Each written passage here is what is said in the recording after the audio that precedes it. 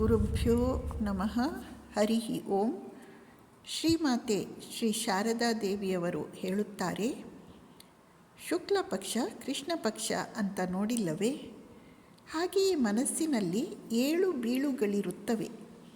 ಅದರಲ್ಲಿ ಕೆಲವೊಮ್ಮೆ ಒಳ್ಳೆಯ ಪ್ರವೃತ್ತಿಗಳು ಹೆಚ್ಚಾಗಿರುತ್ತವೆ, ಕೆಲವೊಮ್ಮೆ ಕೆಟ್ಟ ಪ್ರವೃತ್ತಿಗಳು ಹೆಚ್ಚಾಗಿರುತ್ತವೆ.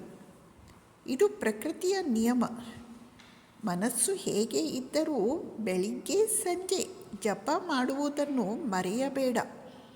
ಕೆಲವೊಮ್ಮೆ ಮನಸ್ಸು ಚೆನ್ನಾಗಿದ್ದಾಗಲೂ ಅದು ಸಾಧನೆಯನ್ನು ಇಷ್ಟಪಡುವುದಿಲ್ಲ. ಇನ್ನು ಕೆಲವು ಸಲ ಮನಸ್ಸಿನಲ್ಲಿ ಒದ್ದಾಟವಿದ್ದರೂ ಕುಳಿತು ಧ್ಯಾನ ಮಾಡಲು ಸಾಧ್ಯವಾಗುತ್ತದೆ. ಯಾವಾಗ ಮನಸ್ಸು ಯಾವ ಸ್ಥಿತಿಯಲ್ಲಿರುತ್ತದೆ ಎಂಬುದನ್ನು ಹೇಳುವುದು ಕಷ್ಟ. ಮಗು, ಈ ಮನಸ್ಸಿನಿಂದ ಬರೀ ತೊಂದರೆ ಅಂದುಕೊಂಡೆಯಾ? ನೀನು ಬ್ರಹ್ಮವನ್ನು ಪಡೆಯುವಾಗಲೂ ಈ ಮನಸ್ಸನ್ನು ತೆಗೆದುಕೊಂಡೇ ಹೋಗಬೇಕಾಗುತ್ತದೆ.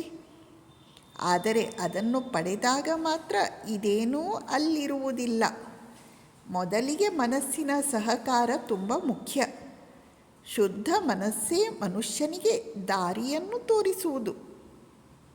ನೀನು ಈ ದುಷ್ಟ ಮನಸ್ಸಿನ ದಾರಿಯನ್ನು ತಿರುಗಿಸಿದರೆ ಅದೇ ದೇವರನ್ನು ಹಿಡಿದುಕೊಂಡು ಬಿಡುತ್ತದೆ.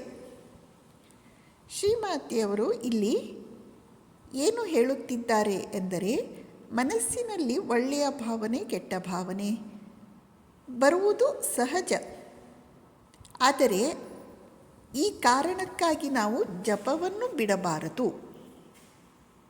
ಮನಸ್ಸು ಯಾವ ಸ್ಥಿತಿಯಲ್ಲೇ ಇರಲಿ, ಜಪಧ್ಯಾನವನ್ನು ಮಾತ್ರ ನಿಯಮಿತವಾಗಿ ತಪ್ಪದೆ ಮಾಡಿಕೊಂಡು ಬರಬೇಕು. ಮತ್ತು ಮನಸ್ಸಿನಿಂದ ತೊಂದರೆ ಅಷ್ಟೇ ಅಲ್ಲ, ಒಳ್ಳೆಯದನ್ನು ಕೂಡ ಮನಸ್ಸಿನಿಂದಲೇ ಪಡೆಯಬಹುದು. ಉದಾಹರಣೆಗೆ, ಬ್ರಹ್ಮ ಸಾಕ್ಷಾತ್ಕಾರಕ್ಕೂ ಮನಸ್ಸೇ ಬೇಕಾಗುತ್ತದೆ. ನಾವು ಮಾಡಬೇಕಾದದ್ದು ಇಷ್ಟೇ. ಮನಸ್ಸು ತಪ್ಪು ಹಾದಿಯಲ್ಲಿ ಹೋಗ್ತಾ ಇರುತ್ತೆ, ದುಷ್ಟ ಹಾದಿಯಲ್ಲಿ ಹೋಗ್ತಾ ಇರುತ್ತೆ.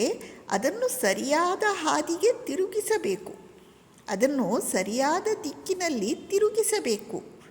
ನಾವು ಮಾಡಬೇಕಾದದ್ದು ಇಷ್ಟೇ, ದುಷ್ಟ ಹಾದಿಯಲ್ಲಿ ಹೋಗುವ ಮನಸ್ಸನ್ನು ಸರಿಯಾದ ಹಾದಿಗೆ ತಿರುಗಿಸಬೇಕು. ಎಷ್ಟು ಸುಂದರವಾದ ಉಪದೇಶ ಇದು! ನಮಸ್ಕಾರ.